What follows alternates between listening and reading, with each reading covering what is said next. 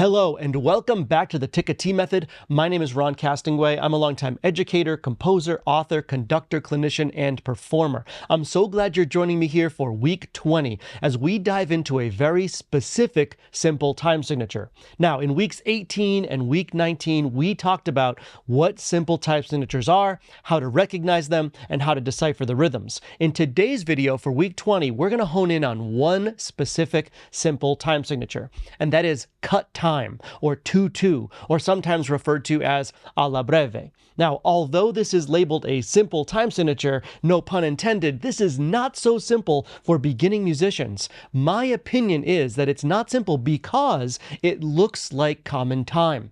The music in a cut time measure can look identical to that of a 4/4 measure. The big difference is that in cut time, the half note's getting the beat and there are only 2 beats or pulses in each measure. For students that are just starting to read music, this can be very confusing because they need to look at a cut time measure differently than they look at a 4/4 or a common time measure. And they have to decipher rhythms and think about rhythms differently in cut time. So we're going to dive into this today. We're going to try to unravel all the mysteries that are cut time or 2-2 or Alla Breve. I hope you'll stick around, do some exercises with me. Let's go get started right now.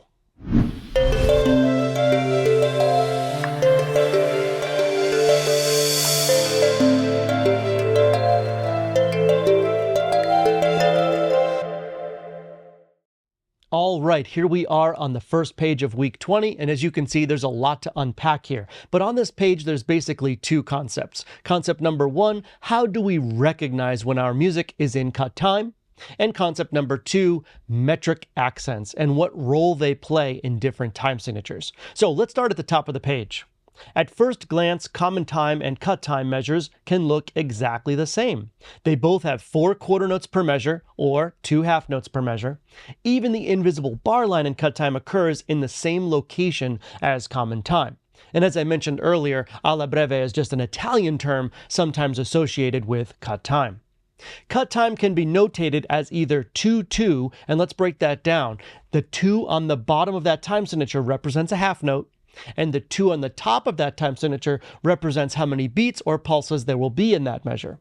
So 2-2 means that there are 2 beats in the measure, and the half note will get the beat.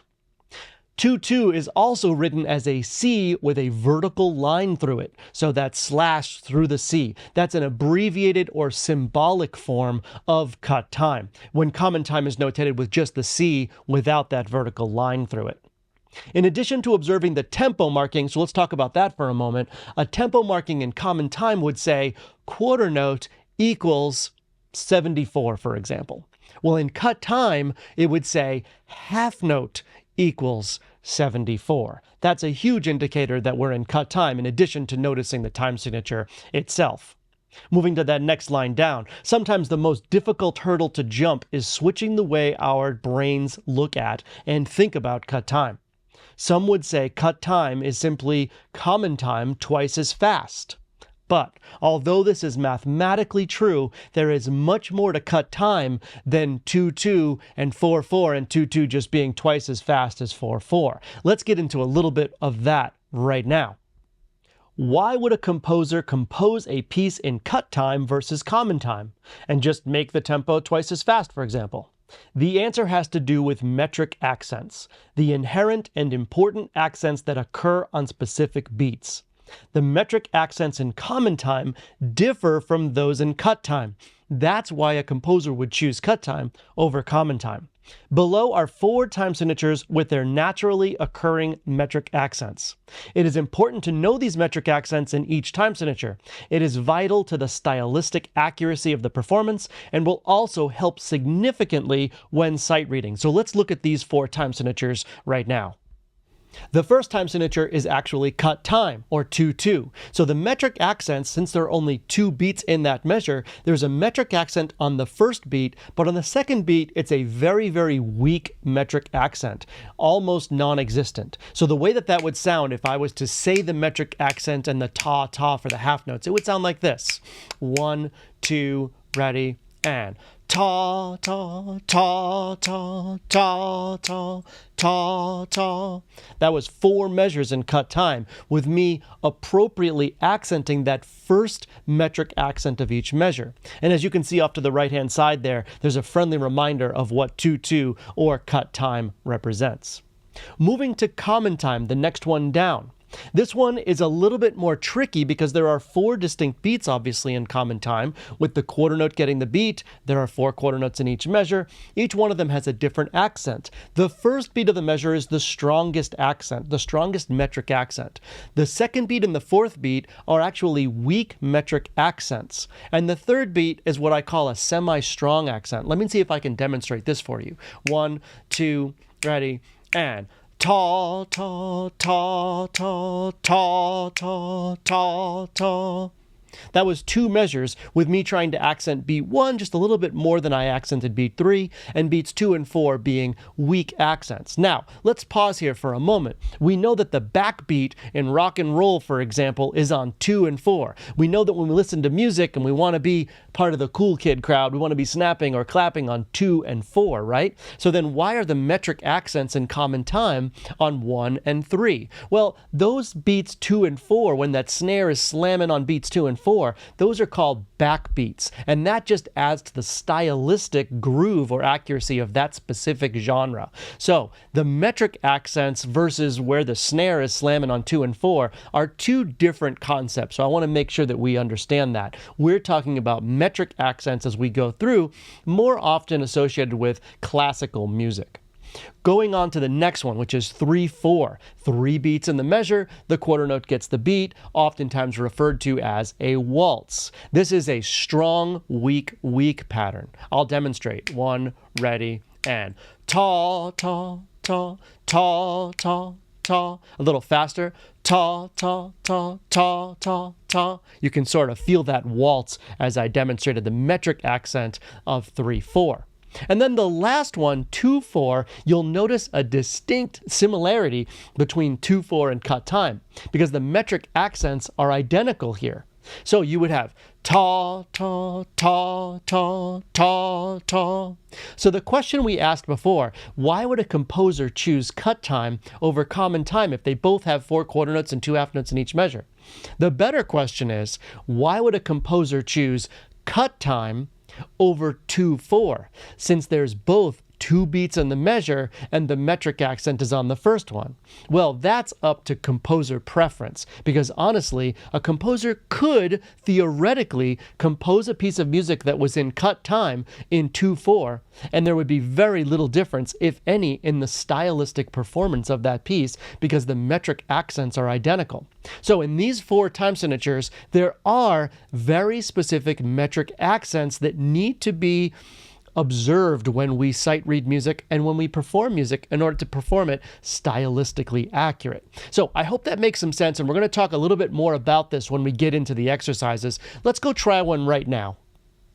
Okay, so let's start with a nice simple exercise in cut time here. This one is using the numerical time signature 2/2, but you could also see the C with that vertical slash through it as well. Let's analyze this and see if we can figure out what's going on here in cut time. The first thing you'll notice, though, is that each measure, if you didn't know this was in cut time, you might guess that this was in 4/4, because you can see in the second measure, for example, there are 4 distinct quarter notes in that measure. My guess would be 4/4 as well, but we are actually in cut time, so we need to think about these measures, conceptualize these measures a little differently. Let's get started. So in the first measure, we have 2 half notes. We know that 2/2 means that the half note gets the beat and that there's 2 beats in each measure, or 2 pulses in each measure. So my metronome is going to be clicking on beat 1 and on beat 2 before it goes to that next measure, which is beat 1 and beat 2 again. So I would put a number 1 over this first half note and a number 2 over the second half note. Those are the only 2 beats in the measure. So that's taking up the beats. The second measure, as I talked about in week 18 and week 19, is the subdivision of our beat note. So every half note can be equally divided into 2 quarter notes. Because we have a simple time signature, each one of our beats is going to be divided into 2 equal beats, and in this case it is the quarter note. So we have beat 1 here, the upbeat of beat 1 is that quarter note, beat 2 here, and then the upbeat of beat 2 is that quarter note. Now, just like in common time, in cut time, a whole note will take up the entire measure. But in common time, a whole note gets 4 beats. In cut time, a whole note gets 2 beats. Again, this is why we have to look at cut time in a different way than we look at 4/4. So I would put a 1 and a 2 over that whole note. In measure 4, we've got beat 1 here. We've got a quarter rest on the upbeat of beat 1, beat 2 here on this quarter note, and then a quarter rest on the upbeat of beat 2, which gives us time to, of course, be looking ahead to measure 5 to see what's coming up next. And in measure 5, or that first measure on the second line, we've got a quarter rest on beat 1 with a quarter note on the upbeat of beat 1. We have another quarter rest on beat 2 with a quarter note on the upbeat of beat 2. Those are going to feel like eighth note syncopation, but it's actually quarter note syncopation because we're in cut time. In measure 6, we've got a half note on beat 1 with a half rest on beat 2. Measure 7 is just the inverse. We've got a half rest on beat 1 and a half note on beat 2. And then in the last measure, we have our whole note, which of course takes up both beats in cut time. I would tell my students to write -1, so they hold that note out full value. Ta, release. Okay, and remember, a whole note in cut time only gets 2 beats. All right, we've analyzed this pretty thoroughly. Now's the time to throw a metronome on and see if we can really understand what cut time feels like by performing this exercise. Let's go do it together right now.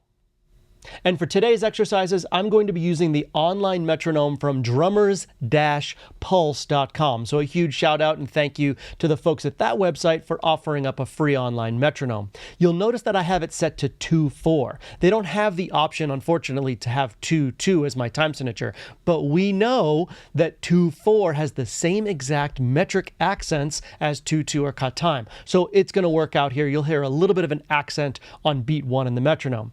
I'm going to continue by singing my exercises here on G3. You're welcome to join me on that pitch, an octave higher, an octave lower, or a different note altogether. But the idea is that once I throw this metronome off and give us a count off, that you perform these exercises with me. So let's do it. Let's get the metronome started. I'm at 74 beats per minute, or the half note equals 74. Here is my G3. I'm going to give us a 2-measure count off for this, and then we're off to the races. Here we go. 1, 2, ready, and ta, ta, ta, ta, ta, ta, ta, ta, ta, ta, ta, ta, ta, ta. All right, let's stop the metronome. You heard that I held that last note full value. You can hear how fast this exercise goes by because it's cut time, right? It's kind of like 4/4 twice as fast, only not because of that metric accent. So I hope you did that along with me. We need to find out if we did it correctly. And the way that we do that is we go to my website and we find the MP3 quote unquote answer for this exercise, exercise 20A. So let's go find that MP3 right now. All right, here we are at my website where you can find, of course, all 363 of the MP3s that accompany my book. They are free for you to use whether or not you even buy the book, so use them wisely. Of course, we are looking at exercise 20A, so I have us all queued up for that one. Let's review our 3 options. Option number 1, you can just listen to the MP3 and check for your accuracy that way. Option number 2, you can vocalize or sing along with the MP3 one more time so that you're really solidifying the concepts in the exercise. Or option number 3, especially if your instrument is not primarily the voice, is to break out your instrument and perform this exercise along with the MP3. So without further ado, choose your option 1, 2, or 3, because here we go.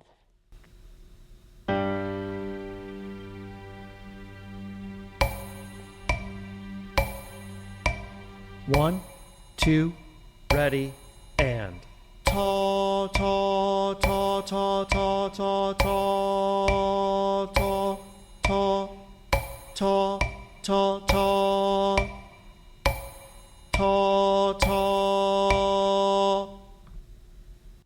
And there you have it, my friends, exercise 20A. So hopefully you're starting to really grasp the feel of cut time. It does feel different than 4/4, and it has a lot to do with not only there being 2 beats and a measure, but that metric accent. Okay, if you did not choose option 3, which is performing this exercise on your instrument, you need to do that before moving on to the next rhythmic concept or exercise. So make sure you go do that before moving on.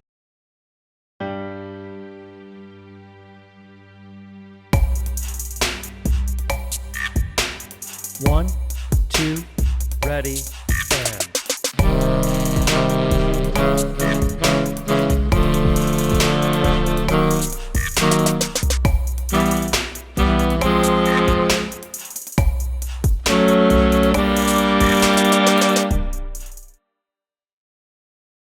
All right, here we are at exercise 20B, and you can see right away that this one's a little bit more complicated than 20A was, but this one's also a little bit more fun, so we'll dive into the analysis. You'll notice that the abbreviated or symbolic form for cut time is used in the time signature, that C with the vertical slash through it. So that means the same exact thing as 2/2. There are 2 beats in the measure, and the half note will get the beat. The metric accent will primarily be on beat 1. Okay, so let's get into the analysis. We have a quarter note here happening on beat 1. On the upbeat of 1, we have another quarter note. So those are going to sound like eighth notes in common time, but they're going to be ta-ta quarter notes because we're in cut time. Beat 2 is this quarter rest. The upbeat of beat 2 is this quarter note. Then we have measure 2, beat 1 here. The upbeat is this quarter rest right here. Then on beat 2, we've got 2 quarter notes happening on the downbeat and upbeat. Measure 3, we've got a quarter rest on beat 1 with this quarter note happening on the upbeat of beat 1. And then we have a quarter note on the downbeat of 2 with a rest on the upbeat of beat 2. The last measure in that line, measure 4, we have a half note on beat 1 tied over to beat 2 right here, which I'm going to parenthesize because we learned when we learned about ties that we're not going to re-articulate that quarter note. We're not going to say ta there. It's just going to be held over from the previous half note. But we will say the upbeat of beat 2 and that quarter note right here. And hopefully our eyeballs will go down to that next line and look at measure 5 because we always want to be looking ahead as much as we can, but it's not so easy in this one. We're going to have to work at it just a little bit. All right, and as we move into measure 5, or that first measure on the second line, you'll notice the arrival of eighth notes. And I want to remind you that in the Tik-A Tee method, eighth notes will remain TT, even in cut time. A lot of the other systems or methods out there for vocalizing rhythms will change the eighth note verbiage to 16th notes when transferring over to cut time, for example. I don't do that in the Tik-A Tee method. We can say TT for eighth notes in cut time just as easily as we could say Tik-A.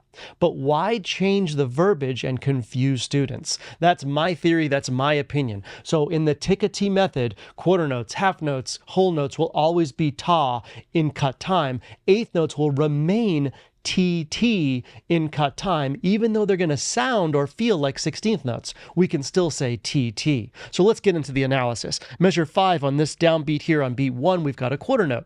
On the upbeat of beat 1, we have these 2 eighth notes, which again may feel or sound like 16th notes, but will remain TT in the verbiage. Beat 2 is this quarter note with the upbeat of beat 2 being 2 more paired eighth notes. In measure 6, we've got 2 eighth notes on the downbeat and this quarter note on the upbeat of beat 1 here. Then on beat 2, we've got 2 eighth notes again paired, and then on the upbeat of beat 2, we've got that quarter note. All right, measure 7, we've got a quarter note on beat 1, a quarter rest on the upbeat of beat 1, and then on beat 2, this half note. And in the last measure, we just have 2 half notes, beat 1 and beat 2, and I would still tell my students to write a -1 there to hold that half note out full value. So as I said, going through the analysis of this one, you can probably tell right away, this one is a bit more complicated, but when we perform it, you'll see what I mean by being a bit more fun as well. So let's go throw a metronome on, let's get our pitch, and let's sing this one. Let's go do it. All right, everything's going to remain the same for this exercise as far as the tempo and the pitch, so let's get started here. We're going to keep it at 74 beats per minute, or the half note equals 74. Here is the G3 that I'll be singing the exercise on. And again, I'm going to give us a 2-measure count off for this exercise, so I hope that you'll join me. Here we go. 1, 2, ready, and ta-ta, ta, ta, ta, ta, ta, ta, ta, ta, ta, ti, ti, ta, ti, ti, ti, ti, ta, ti, ti, ta, ta, ta, ta, ta. All right, stop the metronome. That one was definitely fun. It moved by quickly, didn't it? The half note's getting the beat. A lot of people think cut time is 4/4 or common time twice as fast, and it may feel that way, but because of that metric accent, it actually is not the same as common time. But it definitely goes by pretty brisk. Okay, so let's go find the MP3 because I need to know if we did this right. Okay, here we are back at my website. We are looking at exercise 20B. We're going to check it against the MP3. You know what your 3 options are, so go ahead and make your decision because without further ado, I'm going to press play on the MP3 for exercise 20B right now.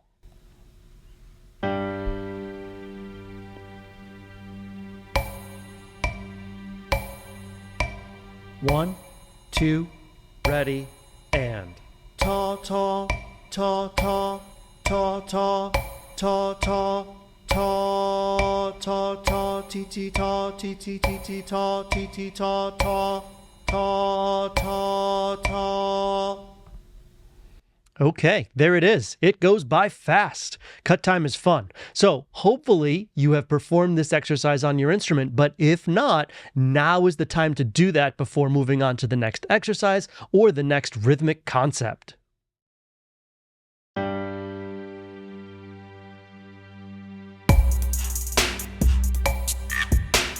One, 2, ready, and.